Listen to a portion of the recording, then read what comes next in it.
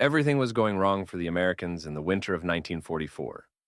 The Battle of the Bulge had caught Allied forces completely by surprise. German panzer divisions were smashing through the Ardennes forest, driving a wedge deep into American lines. Entire units were retreating in chaos.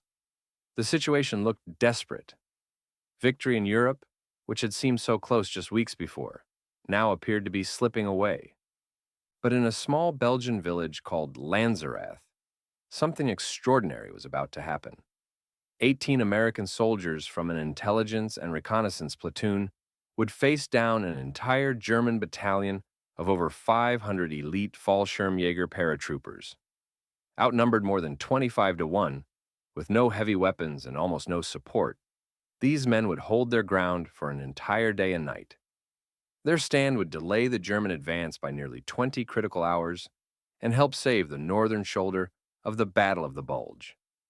This is the story of one of the most incredible last stands in American military history, a forgotten battle that changed the course of the war's final campaign. Let's take a look at how 18 men held off 500 and lived to tell the tale. The Quiet Sector. December 15th, 1944. First Lieutenant Lyle Buch, Jr. looked out over the snowy hills of eastern Belgium and allowed himself a moment of optimism. The war was going well. The Allies had liberated France. They were pushing toward the Rhine River and Germany's industrial heartland. Everyone said the war would be over by Christmas. Maybe, just maybe, they were right. Buch commanded the intelligence and reconnaissance platoon of the 394th Infantry Regiment, 99th Infantry Division. His unit's job was to patrol, scout, and gather intelligence about enemy movements. They were the eyes and ears of the division, always operating ahead of the main lines. It was dangerous work, but Buch was good at it. At just 20 years old, he was one of the youngest officers in the division, but he had earned the respect of his men through competence and courage. His platoon was positioned in and around the village of Lanzerath, right on the Belgian-German border. It was considered a quiet sector. The Germans opposite them were thought to be second-rate troops, exhausted and demoralized. The main American effort was concentrated to the south, preparing for a push into Germany. Up here in the Ardennes forest, with its dense woods and terrible road network, nothing much ever happened. Buch's platoon consisted of 18 men, including himself. They were armed with M1 Garand rifles, a few .30 caliber machine guns, and that was about it. No heavy weapons, no artillery support nearby, no armor. Just 18 infantrymen in a position that was more of an observation post than a defensive strongpoint. But Buch was a careful officer. Something about the situation bothered him. On December 14th, a young German girl from the village had approached his men with a warning. She had overheard German soldiers talking about a major offensive. Buch reported this up the chain of command, but his superiors dismissed it. The Germans didn't have the strength for a major offensive. The girl was probably mistaken, or the Germans were running a deception operation. Still, Buch decided to take precautions. On the afternoon of December 15th, he positioned his men in foxholes on a ridgeline overlooking the village and the road leading from Germany. From this position, they had excellent fields of fire. If anything came down that road, they would see it. It was just a precaution. Nothing was going to happen. Buch had no idea that less than a mile away, hidden in the forests across the border, an entire German panzer army was preparing to attack. Over 200,000 German soldiers, 1,000 tanks, and 2,000 artillery pieces were massing for Hitler's last great gamble in the West. The main thrust would come straight through Lanzerath, directly at Buch's 18-man platoon. The storm breaks. At 5:30 a.m. on December 16, 1944, the night sky over the Ardennes erupted in fire. Over 2,000 German artillery pieces opened up simultaneously along an 85-mile front. The barrage was unlike anything the Americans in this sector had experienced. Shells screamed overhead, exploding in the villages and positions behind Buch's platoon. The frozen ground shook with the impacts. Buch and his men huddled in their foxholes as the barrage continued. They weren't taking direct fire. The Germans were shooting over them, targeting command posts and supply depots deeper in American lines. But the sheer intensity of the bombardment told Book everything he needed to know. This was no local attack. This was a major offensive, exactly as the German girl had warned. As dawn broke, Book could see searchlights in the sky behind the German lines. The Germans were using them to reflect off the clouds, creating artificial daylight to help their troops advance through the pre-dawn darkness. It was a sophisticated technique, one that suggested this attack had been carefully planned. Then came the infantry. At first, it was just shadowy figures moving through the half-light. Then more, and more. Book raised his binoculars and felt his stomach drop. There were hundreds of them, advancing in columns down the road from Germany. This wasn't a probing attack. This was an invasion. Book immediately called his battalion headquarters to report what he was seeing. The response was chaos. The German barrage had knocked out most communications. The few officers he could reach didn't believe him. Hundreds of Germans? Impossible. He must be exaggerating. He was to stay in position and report further developments. So that's what Buck decided to do. With his platoon isolated, with no support available, with no orders to withdraw, he made the decision that would define the battle. They would hold their position and make the Germans pay for every foot of ground.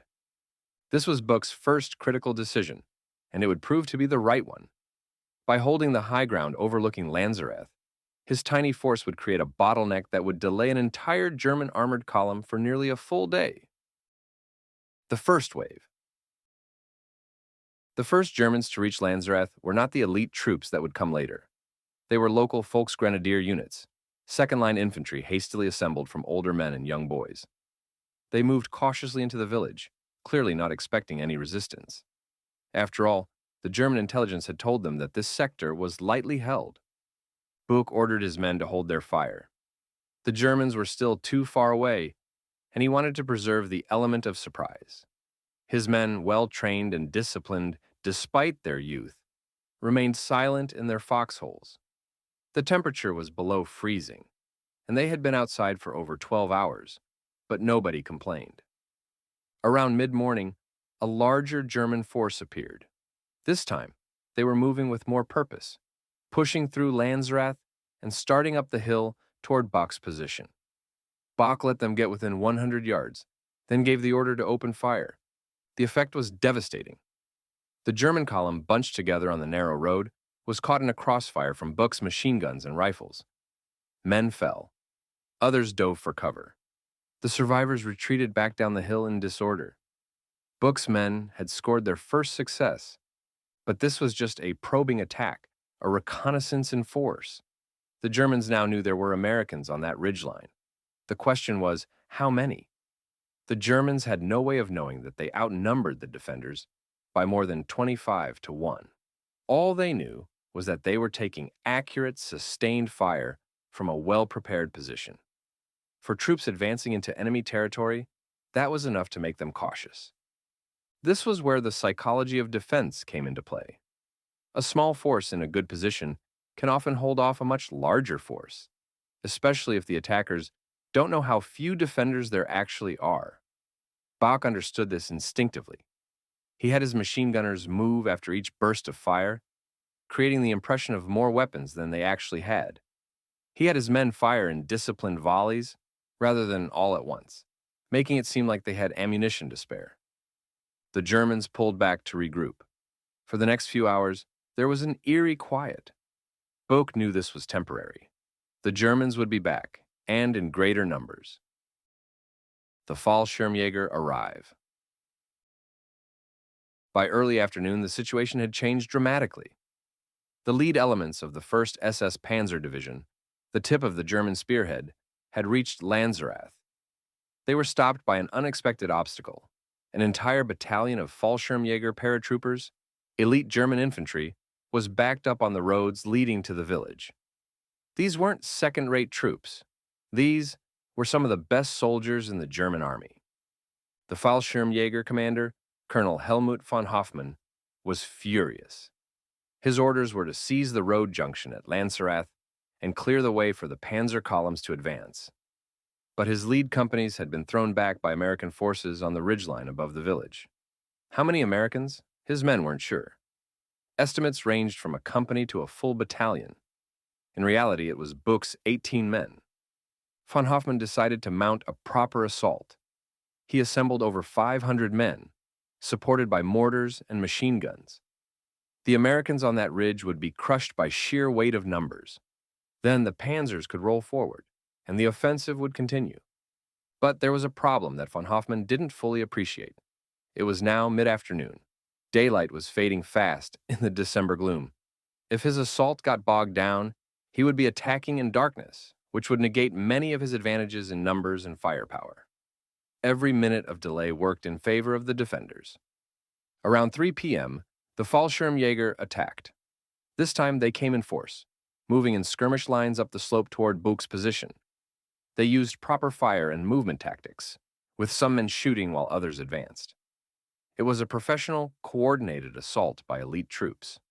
Buch's men met them with everything they had. Machine gun fire cut through the German ranks.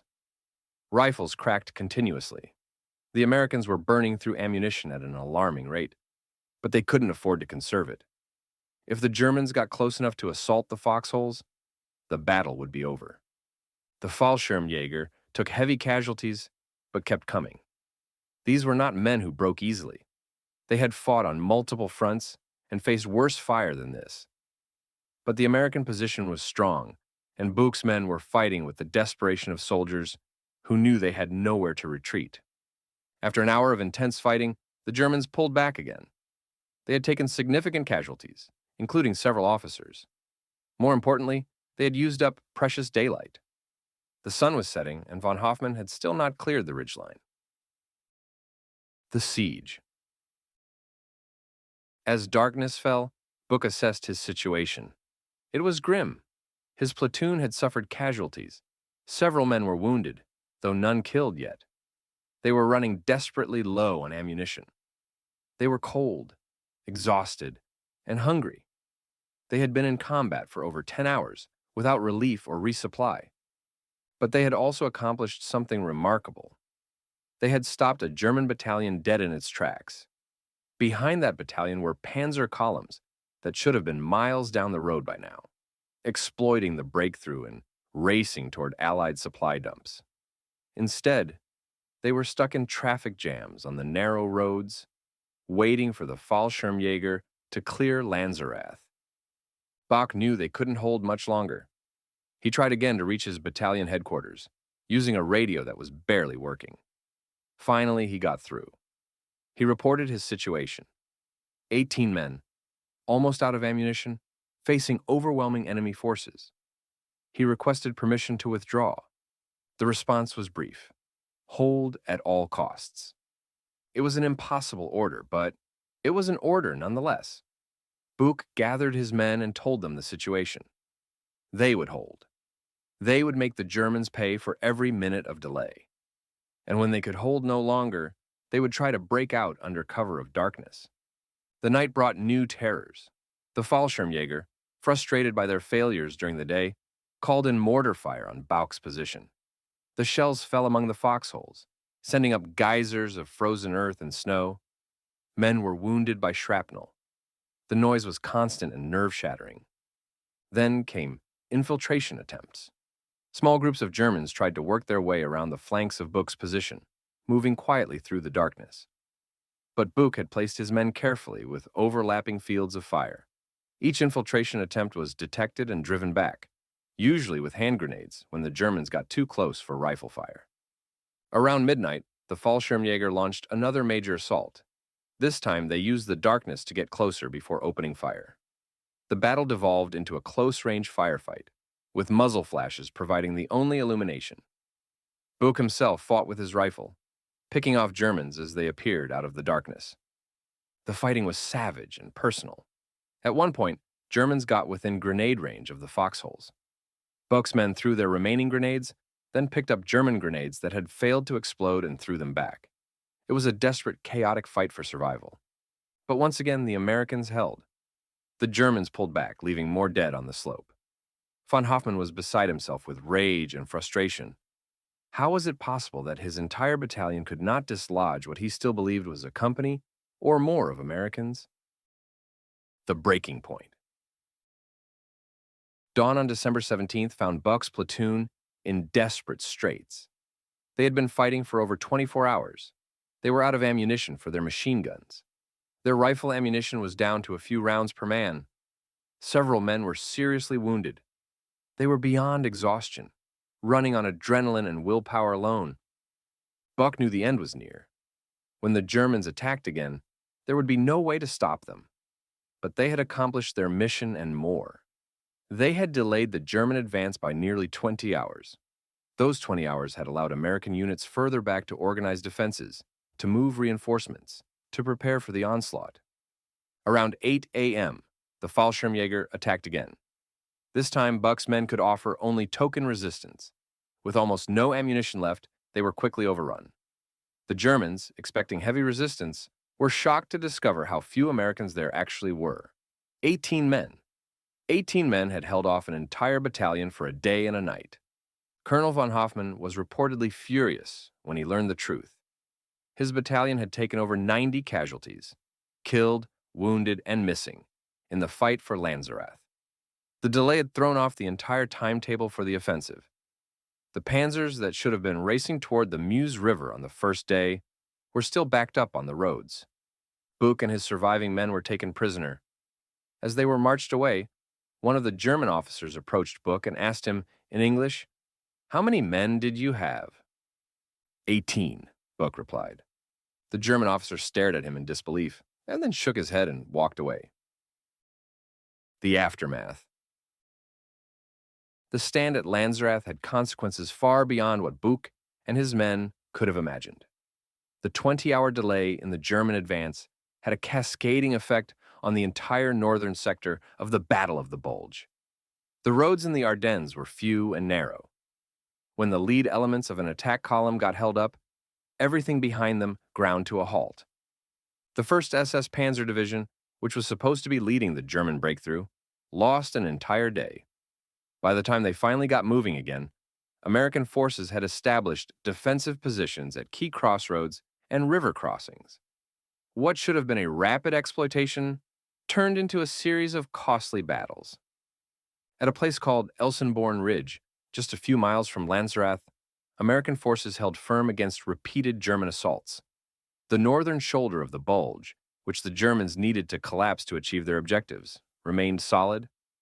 The delay caused by Buch's platoon at Lanzerath was a key factor in giving the defenders at Elsenborn time to prepare.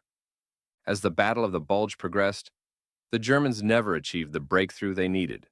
Their offensive, which had started with such promise, gradually lost momentum. By early January, the Allies had pushed them back to their starting positions. Hitler's last gamble in the West had failed. Buch and his men spent the rest of the war as prisoners. They were marched deep into Germany as the Third Reich collapsed around them. They were finally liberated by advancing Allied forces in April 1945. Of the 18 men who had fought at Lanzerath, all but one survived the war, a remarkable testament to their skill and courage. For years after the war, the story of Lanzerath remained largely unknown.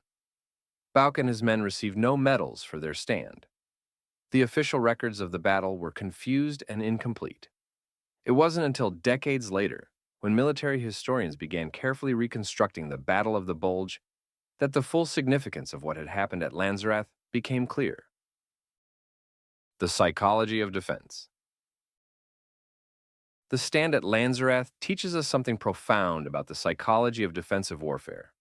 A small, well-positioned force can often hold off a much larger force, but only under certain conditions. Buch and his men succeeded because they understood and exploited several key principles. First, they had the advantage of terrain. Their position on the ridgeline gave them excellent observation and fields of fire. The Germans had to attack uphill, always a disadvantage. The narrow approaches meant the Germans couldn't bring their superior numbers to bear all at once.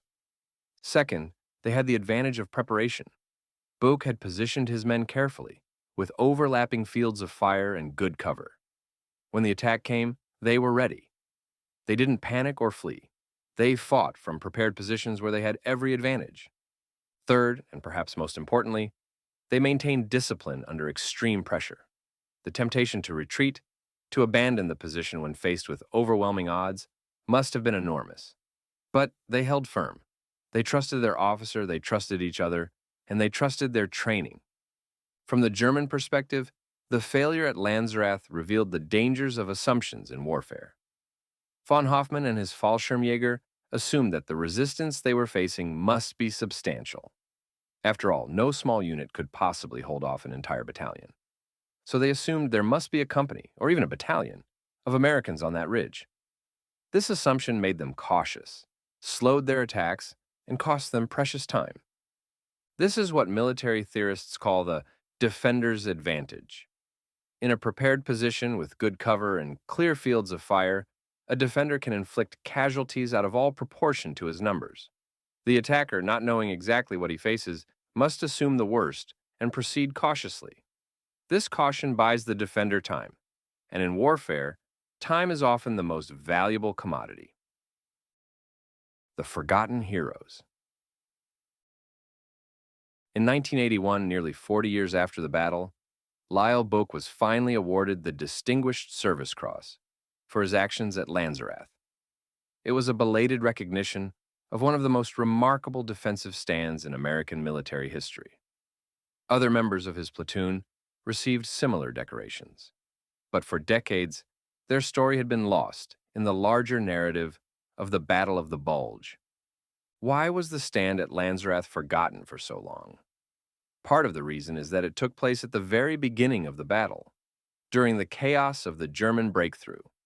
Records were incomplete. Units were scattered. Many of the higher-ranking officers who might have written citations for Book and his men were themselves killed or captured in the early days of the offensive. Another reason is that the story didn't fit the preferred narrative of the Battle of the Bulge. The popular version of the battle focuses on places like Bastogne, where the 101st Airborne Division made its famous stand, or St. Vith, where American forces conducted a fighting withdrawal. Lanzerath, where a tiny unit of a division that was green and untested held off elite German troops, was harder to categorize. But perhaps the deepest reason is that Book and his men were captured at the end of their stand. In American military culture, there's often an uncomfortable relationship with soldiers who become prisoners of war, even when they fight heroically before surrendering. The preferred narrative is one of victory, not of brave defeat. Yet in many ways, Lanzerath was a victory. Bock's mission was to provide intelligence and to delay any German advance. He accomplished both missions spectacularly. His tiny force held off 500 elite German troops for 20 hours, disrupting the timetable of Hitler's entire offensive.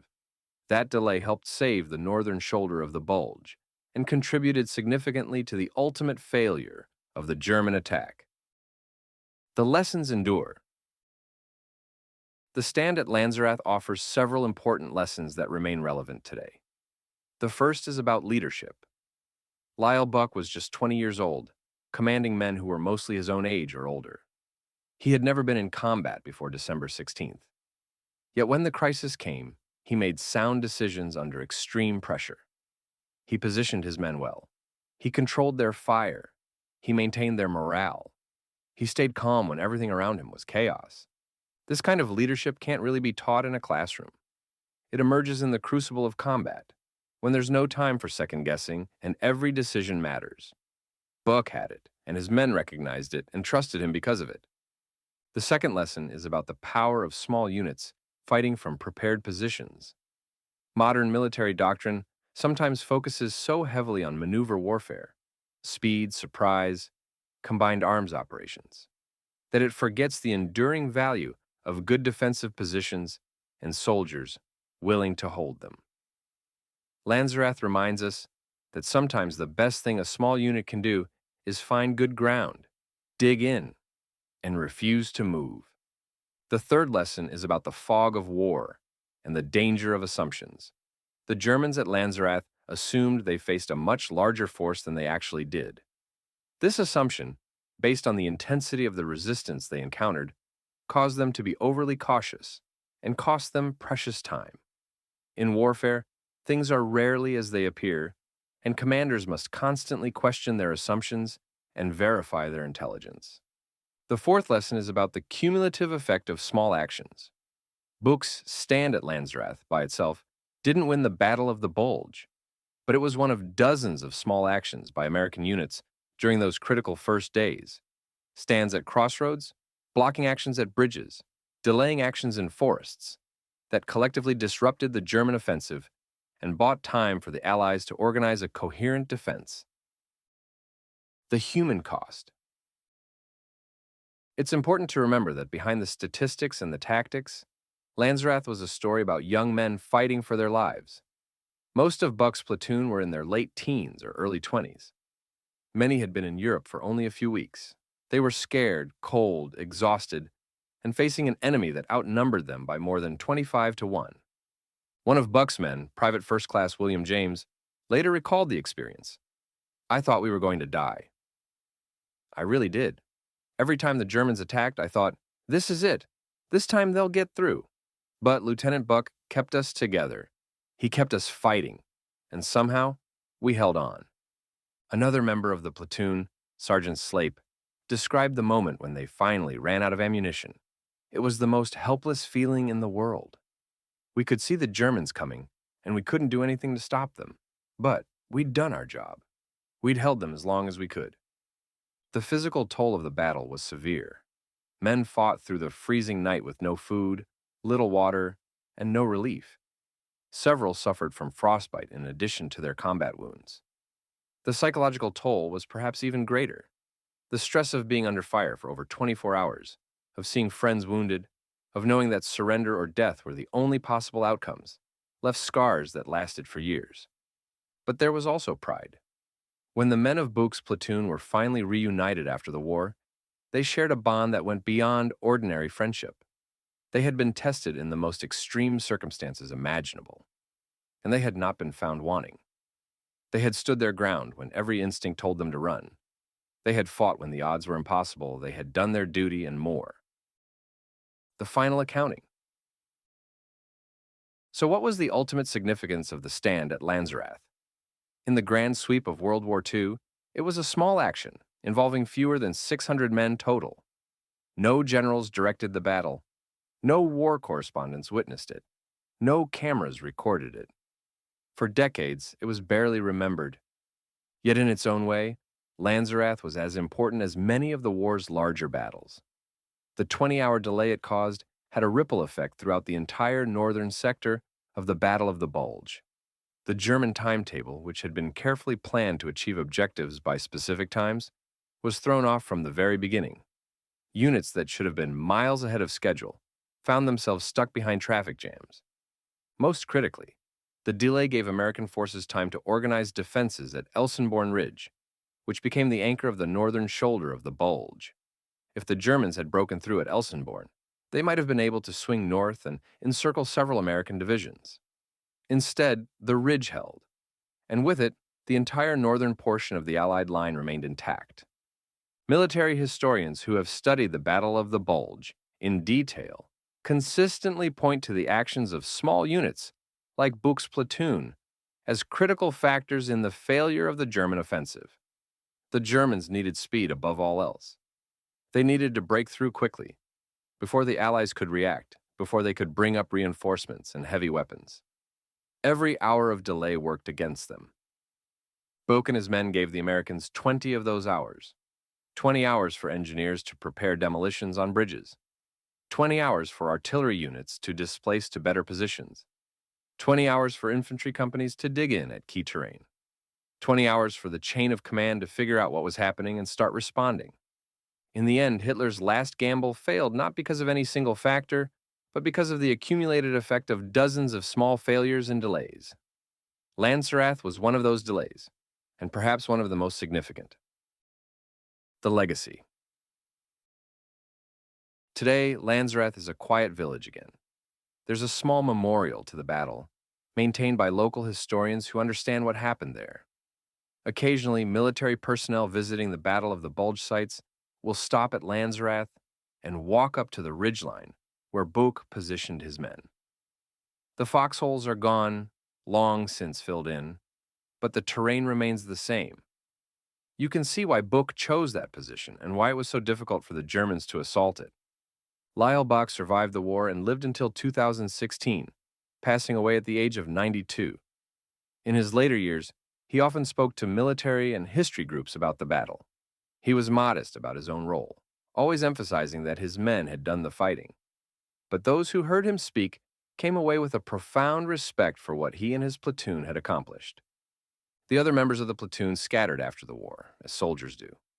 They returned to civilian lives, to jobs and families, and the business of living. But they stayed in touch, holding reunions where they would remember those 2 days in December 1944. As one of them put it, "It was the worst experience of my life, but also, in a strange way, the most meaningful. We did something that mattered. We made a difference." That may be the truest legacy of Lanzerath. 18 young Americans, scared and cold and far from home, stood their ground against impossible odds. They didn't win a great victory. They didn't destroy an enemy army. They didn't capture strategic objectives. They simply held their position and did their duty. And in doing so, they helped change the course of one of history's greatest battles. So, what do you think? Was the stand at Lanzerath one of the most underrated actions of World War II? Could Book and his men have withdrawn earlier? Or was their sacrifice of freedom worth the delay they caused? Be sure to let us know in the comments below. And don't forget to subscribe for more incredible stories of courage and sacrifice from military history.